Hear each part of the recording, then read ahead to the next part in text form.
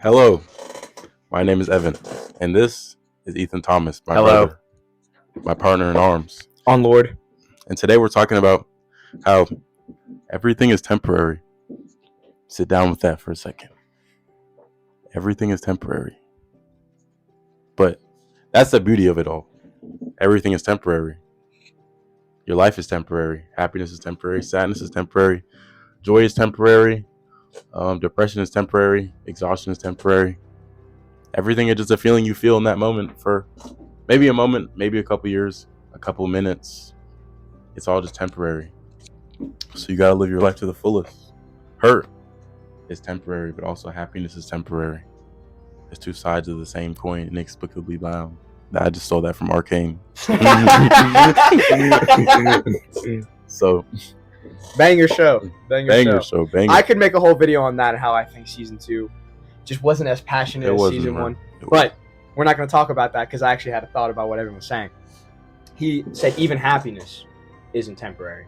And I had a thought yesterday about how we're kind of taught that happiness should be a constant, and that's something we should chase when it's not. It's not a constant. Happiness is just, like the dopamine, the endorphins going to your brain just in that moment. You're not going to be able to be in that state forever unless you're doing a fuck ton of drugs always, unless you're on like a 3-year-long bender. So, why are we taught to chase that if it's not going to be there always? And I think it's just kind of to keep us dysfunctional and not empathetic, and not be able to work with other people. Because, if you believe there's something wrong with you because you're not happy all the time, because you're told you're supposed to be happy all the time, that's what you're chasing, you're going to gravitate toward things that, like fixes, addictions, nicotine, that damn phone, sex. What else? What's another one? Binge eating. I used to eat hella, bro. I used to be a binge eater. When I was stressed out, the pantry was demolished. It looked at me. It whispered to me. Said, I need that. Exactly. So, everything is temporary. Nothing is constant. I feel like that kind of leads into death. Death as a concept in itself. When we're kind of taught things are constant, anything is constant because nothing is constant. No one is ever going to be in your life forever, And that's a sad thing. You got to think about those things. You got to think about one day it'll be the last day you see your best friend. One day it'll be the last day you see your siblings. One day it'll be the last day you see your parents. But if you just cross that bridge when you come to it, you're not going to know how to handle it. But if you are already, considering those things because nothing is constant and you're already practicing detachment and gratitude and for the life that you have in the moment, in the present, when that day comes, you're going to be okay because you would have lived your life to the fullest with that person. That's a bar, and I agree. Like Ethan said, one day it's gonna come to an end, so you should live it up until that day. It's like you said, happiness is temporary, but so is sadness, and I feel like you always get both. So a lot of people in society, you're taught that happiness is the goal, when really just being you is the goal. You should be able to sit in the suck, sit in the sadness, in the happiness, because it's a cycle. It's kind of like a yin and yang thing. You don't get happiness without sadness. You don't get sadness without happiness. So it's like once you come to accept the fact that there's always both, and it's always going to be there, both of them at the same time, you just come to terms with a lot of things, and you come to terms with not making yourself a victim anymore, and kind of just turning into like a stronger person, because you know that even though this sucks, it's gonna end. Or even though this is very enjoyable, I love the moment I'm in right now, it's gonna end. So it's like, it doesn't make you think like sad or depressed. It doesn't make you think there's an end to everything. It just makes you grateful for everything you have in every moment and every opportunity you get, because it's like, unfortunately there's an end, but fortunately there's an end. Fortunately there is an end. I feel like if we lived forever, eventually we would just become husks of the people we were, and you wouldn't know how to appreciate anything anymore, because you have an infinite supply of it. Think about greed, just as a concept. Why is $1 billion not enough for some of these people? And it has nothing to do with the money. It has everything to do with themselves. They don't love themselves. They aren't happy in their own present moment.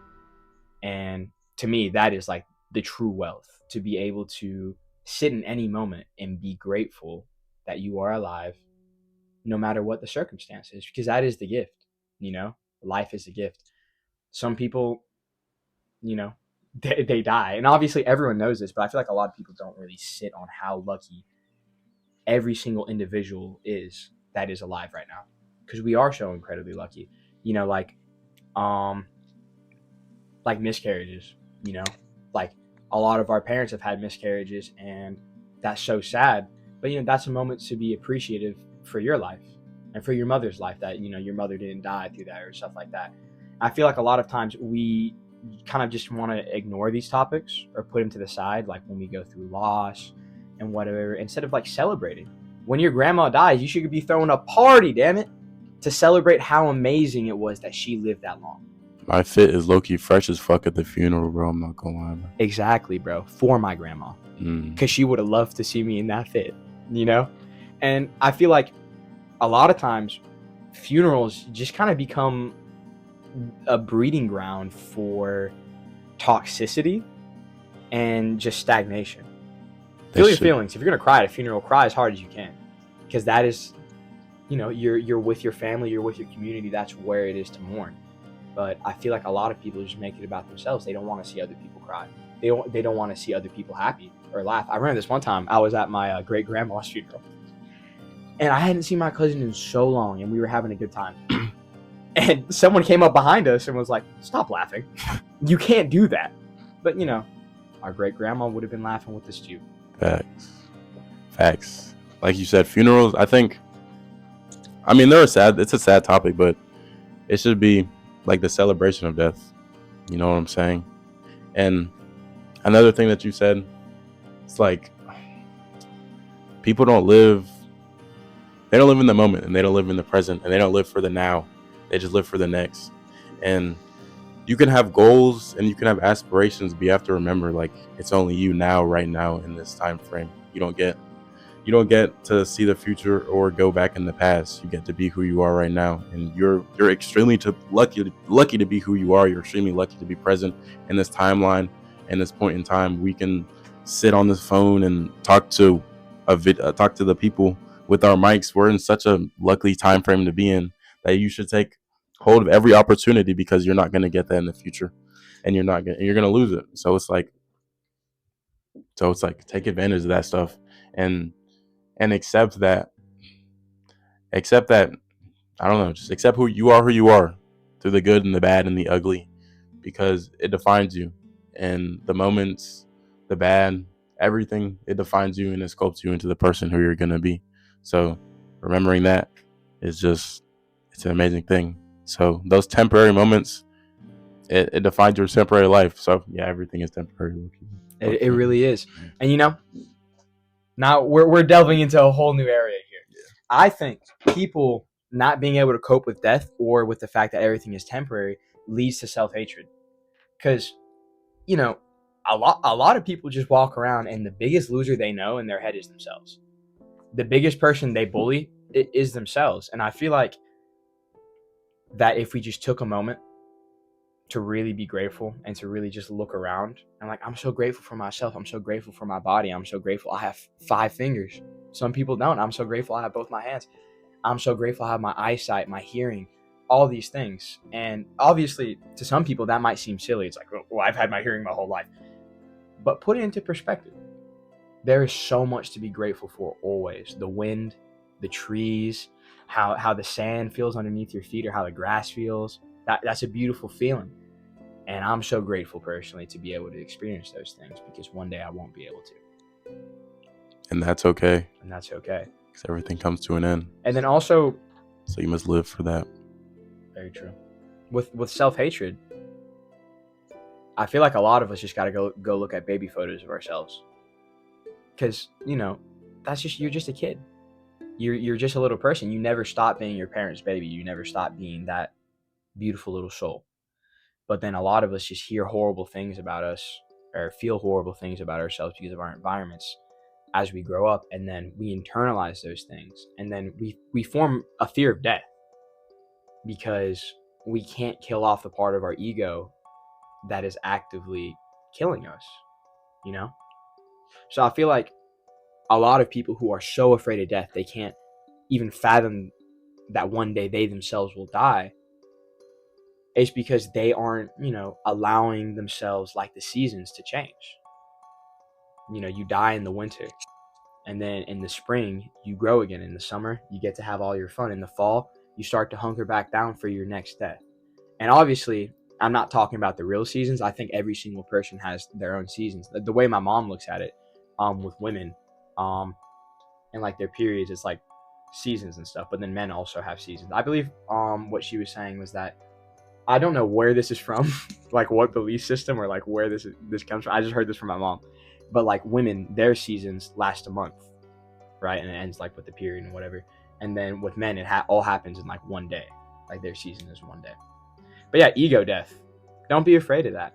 It's so scary and it sucks. Like, Lord, ego death is horrible.